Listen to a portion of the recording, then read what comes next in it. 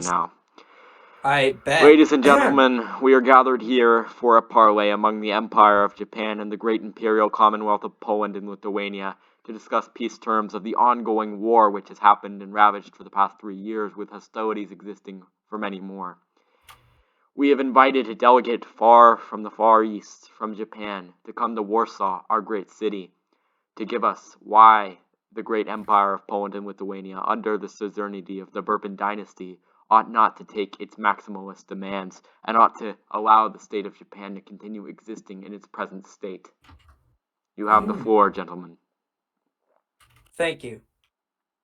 Dear Henry II Bourbon, Emperor of Poland and Lithuania, protector of the Far East, defender of Christian civilization, and imposer of God's will on earth, and the coolest emperor of all time, I would like to sincerely and humbly apologize for my reckless and absurd behavior towards your glorious, beautiful, and wonderful empire, Poland. I hope you can forgive me for what I have said about your magnificent and lovely country, and how you are the strongest and the most amazingest country of all time. I hope we can put my reckless behavior behind us and finally get peace between your and my majestic country. For starters, I'm very sorry for what I have said about your country and what Board said when he was in Japan. It was wrong and should have never happened. I hope we can just put our rivalry aside and go for peace. The mighty, powerful Emperor of Poland and Lithuania, protector of the Far East, defender of Christian civilization, and imposer of God's will on earth, and the coolest emperor of all time, Henry II Bourbon, sent me the options that you have made for the land you will be taking, and I'm here to make a counter offer and explain why your options might not be such a good idea. I know people in Poland are super smart, and whatever you say or make is in the best interest of Poland, but there's something you probably have caught in option 2 that I think we should discuss. In case you haven't seen option 2 of the land Poland I'll send is it. trying to Hold on, I'll take. send Yep, I'm gonna send it in the chat right now. Hold up, I'm sending it. I got it. And I'm also gonna show it on my stream. So I just sent it in the chat. This is the one. It is. So that is the Option 2. offer that they're giving us. Now, I know that Poland is smart in making decisions, and I know that you might have seen this. But before the war, I always asked why we are going to war.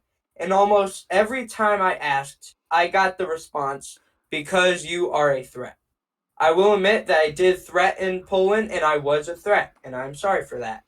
But there is something in option 2 that is a threat to Poland. Before I can continue, I would just like to say that I do not want to go to war with Poland.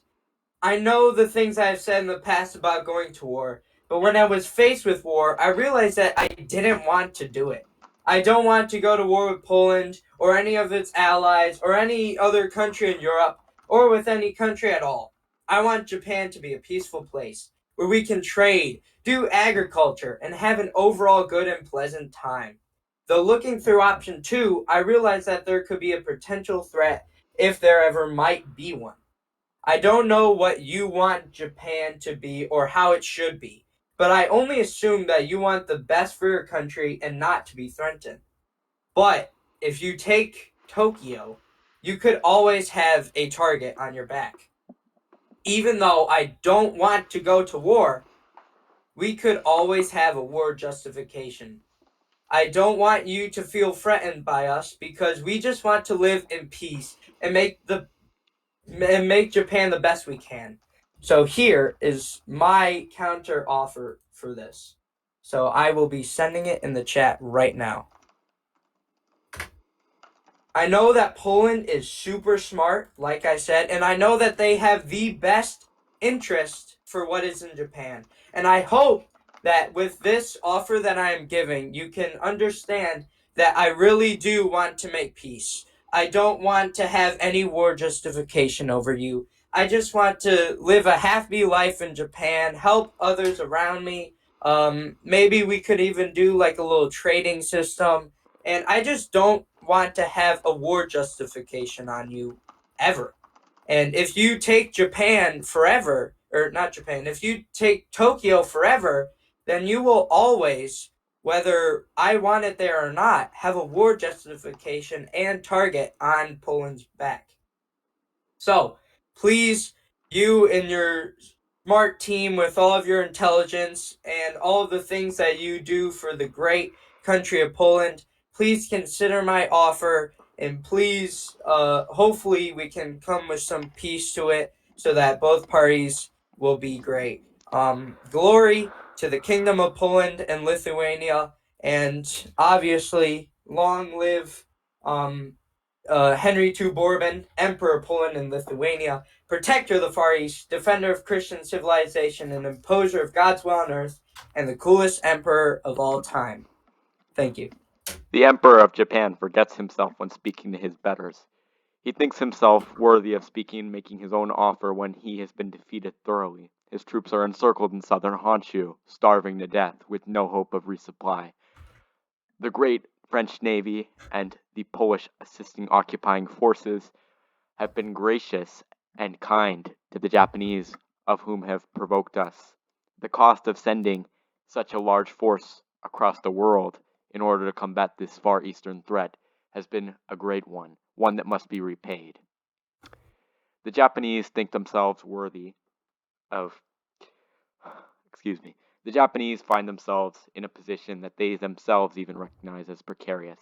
Yet, in all of the speech, the great ruler of Japan fails to mention that it is not some kingdom of Poland at all, or kingdom of Poland and Lithuania, but rather a great imperial commonwealth, one with a history stretching 500 years, and one that shall stretch for 500 more. One of better nations, one of ones stronger, that have proven themselves better than that of the Shogunate of Japan.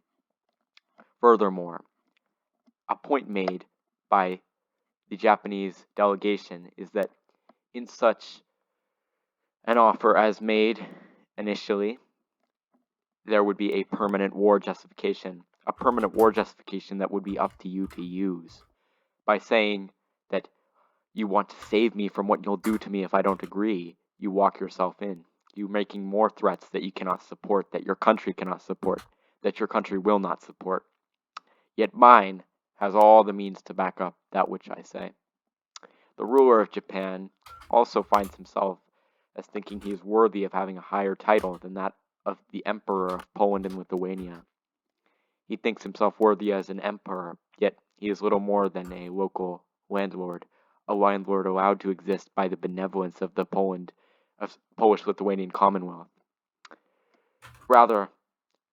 Furthermore, the Emperor of Japan stresses that Tokyo is something that we would take forever. Rather, we already own it forever. It has been ours forever, and it will be ours forever. It has been with us for many, many years, and was given to us as a gift by King Louis XVI of France, a great ally to the Commonwealth. Yet, the Emperor of Japan thinks that as the loser he may dictate his term, and he may give himself the power to ask for better treatment, preferential treatment. Yet, what if the Polish population, who must pay the taxes and front the cost of such a battle, of such a great, great, great cost, as transporting a military force from ports at Riga across the Baltic Sea through Sweden, then around Africa, up, and into Asia, across the East Indies, and up to Japan. Such a cost that must be repaid in gold. Now, my delegate here has stressed that he wishes for peace between our countries and a trade, yet there is nothing for us to gain from such a trade, nothing for us to benefit from. Rather, I believe that the delegate of Japan recognizes that there's nothing for us to gain. There exists a balance of nations that will exist soon, rather soon, of which Poland and France will be at the center, and Japan will be at the bottom. This balance of nations will happen once the coalition is defeated, or should it be defeated. Yet, no matter what hierarchy we base this off of, Poland is above Japan and will always be. Thank you. Yes, that is true.